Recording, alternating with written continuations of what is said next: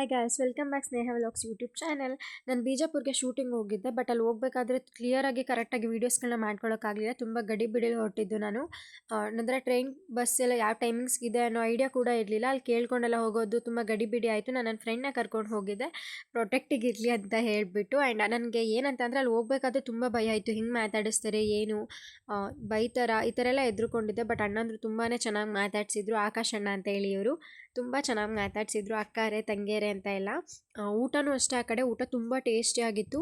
Variety ಊಟ ಸಿಕ್ತು. ಅಂದರೆ ಸಪ್ರೇಟಾಗಿ ಈರುಳ್ಳಿ ಸೌತೆಕಾಯಿ ಇದೆಲ್ಲ ಕಟ್ ಮಾಡಿ ಕೊಡ್ತಿದ್ರು, ಸೊಪ್ಪು ಕೂಡ ಕೊಡ್ತಿದ್ರು. ನಮ್ಮ ಕಡೆ ಆ ಥರ ಊಟ ಸಿಗೋದಿಲ್ಲ ಕಡಿಮೆ. ಆ ಕಡೆ ಟೇಸ್ಟ್ ಕೂಡ ಹಾಗೆ ಇತ್ತು ಗೈಸ್.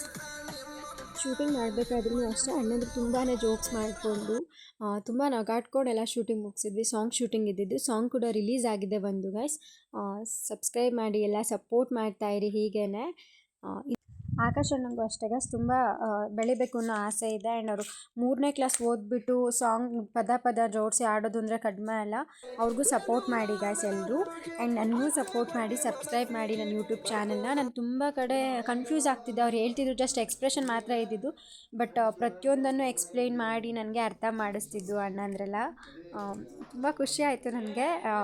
ನಾನು ಎದುರುಗೊಂಡು ಹೋಗಿದ್ದೆ, ಬಟ್ ತುಂಬ ಖುಷಿಯಿಂದ ರಿಟರ್ನ್ ಬಂದೆ. ಇವ್ರು ಸಂಜು ಅಣ್ಣ ಅಂತ ಹೇಳಿ, ಇವರು ಅಷ್ಟೇ ತಂಗಿ ಅಂತ ತುಂಬ ಚೆನ್ನಾಗಿ ಮಾತಾಡಿಸ್ತು. ಎಲ್ಲ ಅಣ್ಣಂದಿರಿಗೂ ಥ್ಯಾಂಕ್ಸ್. ಆ್ಯಂಡ್ ನೀವು ಕೂಡ ಸಪೋರ್ಟ್ ಮಾಡ್ತಾ ಇದ್ದೀರಾ, ನಿಮಗೂ ಕೂಡ ಥ್ಯಾಂಕ್ಸ್.